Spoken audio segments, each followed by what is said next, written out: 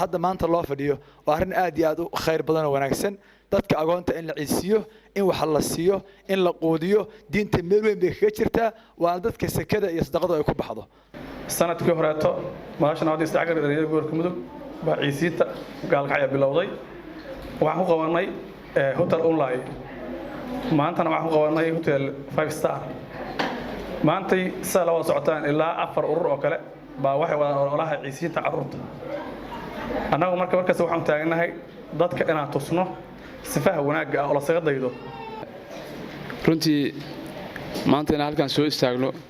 oo aan ka soo qayb qaadano ciidsiinta awoomihii aabbayaashood ku waayay gobolka mudug gaalkacyo waa arrin taariikhi ah oo markii labaad ah ay u istaageen dhalinyaro waxgarad ah oo yacni had iyo jeerba u taagan sidii ay wax u tusaaleyn lahaayeen u garab istaagi lahaayeen bulshada maamulada dhalinyaradaas oo ah madasha isdhexgalka gobolka mudug hadda bayskoodu yahay masalligoodu yahay degmada gaalkacyo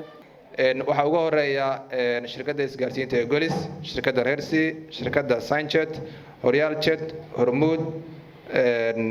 sudan spare party jaariyadda maraykanka ee madasha nabadda isdhexgalka dhalinyarada gobolka mudug xubnaha madasha ee kala duwan jaamacadda modern bahda saxaafadda oo ayana qayb weyn ka qaatay waxaa xusid mudan 100 qof aan maanta ciidsiinayno 50 ka mid ah in ay lacagtooda bixisay shirkadda isgaarsiinta ee golis waxaan codsanayaa in hal mar loo saabiyo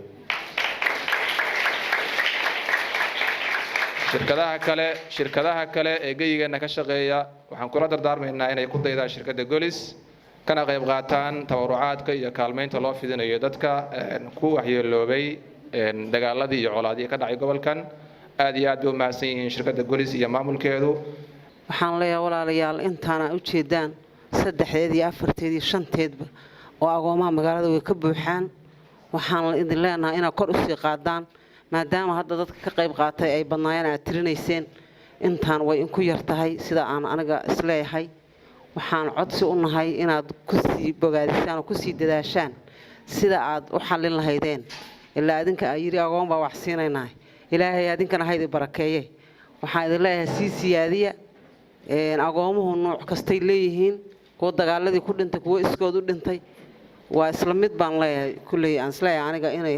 kii dagaal ku dhintay kii iskiis u dhintaba waa isla hal agoontuna way badan tahay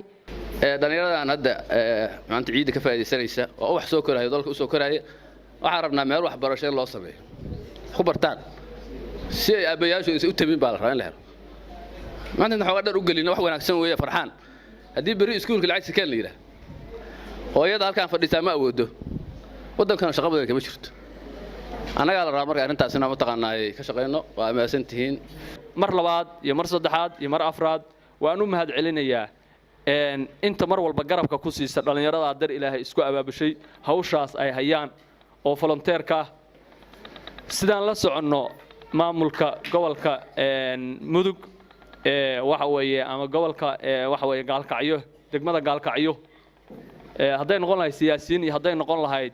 waxa weeye odayaalba way midaysan yihiin oo ay tahay markii labaad maalinteedii kale online ayaan kaga qayb galay si qurux badan sidaan si lamida maantana waa midii labaad oo 5 star aan joogno waxaan leeyahay madasha isdhexgalka iyo nabadda gobolka mudug dhalinyarada waxay sameeyeen wax lagu daysadaa oo lagu faanaa ajir allaani ka siiyo waxaan rabaa inaan in sheego in ururka haweenka in iska fadhinin anigoo matalayo maamul goboleedka galmudug waxaan garaacay xafiisyo badan ayaan tagay oo hay'adaha islaamiga u badan oo la shaqeyn jiray am teacher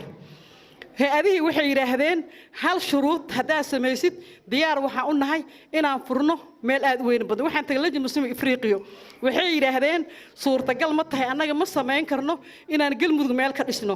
mana sameyn karno Puntland inaan meel ka dhisno laakiin gaalkacyo meel dhexdhexaad ayaa waxaan ka dhisaynaa meel xero aagoon ah waxaan ka dhisaynaa iskuul agoonta ay wax ku bartaan waxaan ka dhisaynaa ceelal waxaan ka dhisaynaa waxbarasho iskuulaan ka dhisaynaa noloshaas waa samaynaynaa ee gaalkacyo ma laga heli karaa dhul dhexdhexaado oo labada dhinac ay ka faa'iidaysan karaan taas adinkaan in diraayo madasha haddaa keentaan insha allah waa ka keenayaa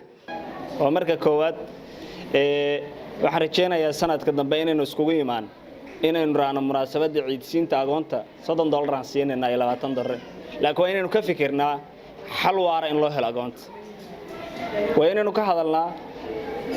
carruurta hadda joogta 100 carruur ah haddii aan aruurno sanad $2,000 $3,000 qofku waan u aruurin karnaa